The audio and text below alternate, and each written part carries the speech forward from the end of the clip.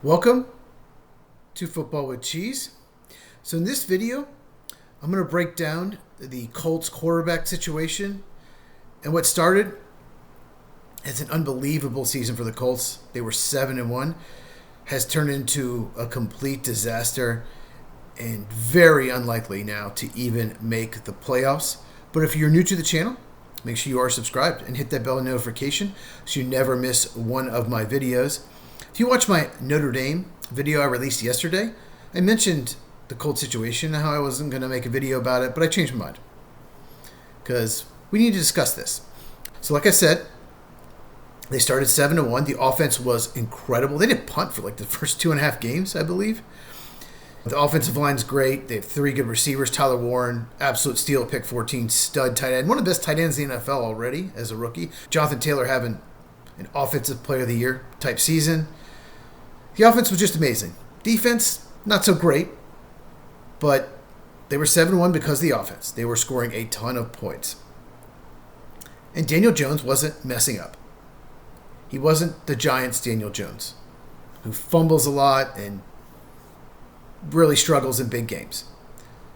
So the Colts decided to go all in at the trade deadline. We had to improve the defense. We need a corner, and they did. And they got Sauce Gardner. Sauce Gardner is one of the best 5 corners in the NFL and one of the best man cover corner. Maybe the best man cover corner in the league. He's that good. Problem is you give your next 2 first-round picks. So you better hope Daniel Jones is the guy. Because most of the elite quarterbacks in the NFL were first-round picks. It's hard to find them outside of the first round. If they fall to the second or third round, there's a reason. Every team that needed a quarterback has passed on them at least once. And I broke down Daniel Jones last week, the pros and cons of extending him. I'll link it in this box and make sure you check that out. I'll just quickly recap it. If you do extend him, you better hope you're getting this year's Daniel Jones. Because if he turns into the New York Giants, Daniel Jones, then you're screwed. Your cap is screwed and you're stuck with him for several years. And he will probably get between 40 and 50 million a year, probably over 50. Because someone is willing to pay him that. So I break that down in that video. Now, what happened with Daniel Jones is he tore his Achilles, if you did not know. The Colts went from 7-1, they're 8-5. They're now a game behind the Jaguars in the division.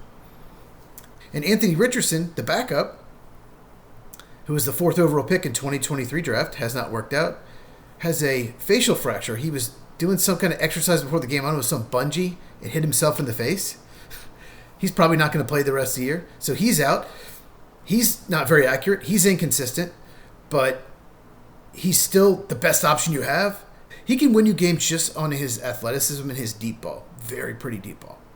So I think they could make the playoffs if they had him. They could still find a way to get in. He can win you some games, but he's probably not coming back the rest of the season. So then you're using Riley Leonard as your quarterback, 6th-round pick rookie from Notre Dame.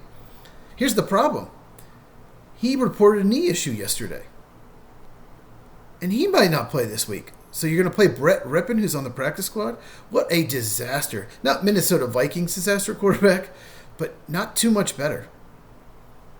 So it doesn't matter how good the other 10 players are on offense. You have to have a quarterback. Let's go back to those picks. If you like a quarterback in this draft, you can trade up in the draft and give up future first-rounders. Now, once again, Sauce Gardner is a great player. I understand why they traded for him. He's under contract for many more years. Let's just say Colts finished 9-8, pick 16th in the draft, because I don't think it's going to be a strong finish. You could trade the 16th pick, move up into the top 10 if you love a quarterback, and give up the first rounder next year. Those 2 picks for Sauce Gardner. If you love a quarterback, can't do that now. You don't have the draft capital to go up and get a quarterback. And after I made that Daniel Jones video, someone in the comments said, "Oh, we can still take a quarterback in the 2nd or 3rd round." You can. I wouldn't. It's probably smarter to take some defensive players because the defense hasn't been great this year. It's not been awful. It's just probably been average to below average. So you're not getting quarterback in the draft. But here's what the Colts should do. Try to extend Daniel Jones to a 1 or 2 year extension. Maybe 2 years, $70 million, something like that. You can backload it the second year. And if he struggles next year, you can just release him. And it would be smart for him to go ahead and get that contract, because you never know what's going to happen once you hit free agency, especially coming off a torn Achilles, especially because he struggled the last month. He's a much better player in those first 8 games. Last 4 or 5, not so much. So that's what I would try to do. At least you have that in place, because you don't want to just let him leave in free agency. What are you going to do?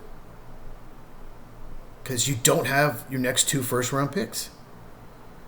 So it's a tricky situation there for the Colts.